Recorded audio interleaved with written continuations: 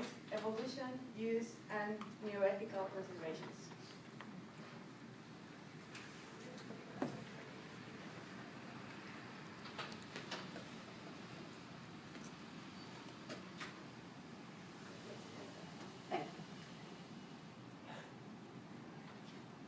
Recently, there has been report of the development of a human cerebral organoid with characteristics similar to those of a 9-week-old human fetus.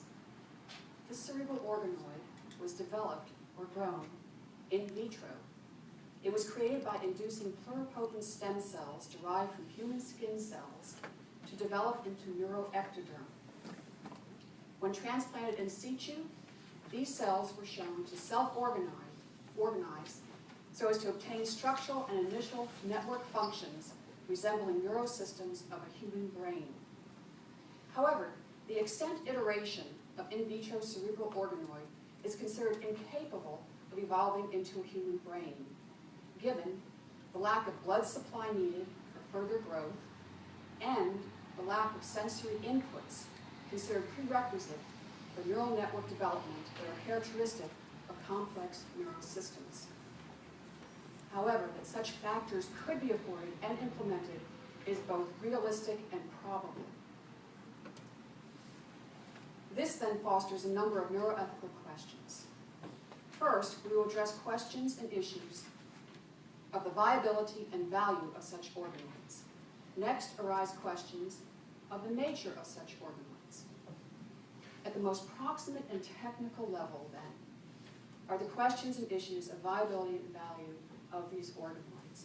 Simply put, to what end can and will such tissue matrices be employed?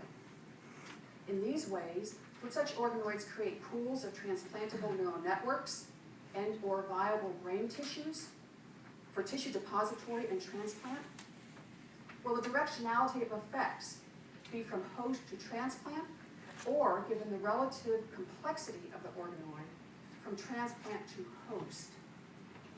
Will such scenarios prompt novel consideration for how organoids are cultivated, their ontogenic level and extent of maturity? And might these variables factor in to the relative utility of how, why, and when organoids could be employed as transplantable neural matter to affect cognitive, emotional, and or behavioral outcomes in particular types and groups of patients? How much brain transplant might be required to change an individual patient's cognition, personality, actions, and or sense of self? Next arise questions of the nature of such organoids, particularly if the system assumes autopoietic qualities. To wit, does this represent an organ, or, given definitions based on criteria, certain neurocentric and derivative ontological criteria, would such an organoid be rightly discerned as an entity, particularly if it develops capacities to sense, learn, and engage some form of cognition? This then generates the issue of whether this represents an inversive neurotechnology, and thereupon prompts questions about the structure-function relationship of consciousness, distinctions in object-subject definitions, and resulting implications of moral, ethical, and legal regard as relate to the context of scientific investigation and social trajectories.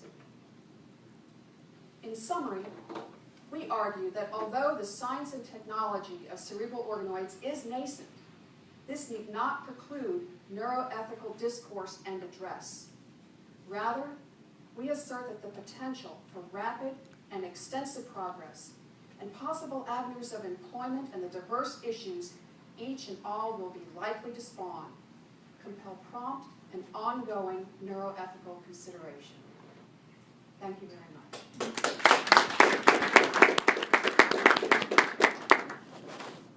So now we have 5 minutes for questions. Is there any question from the audience?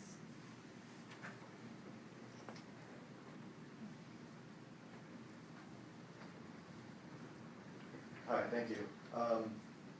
So with respect to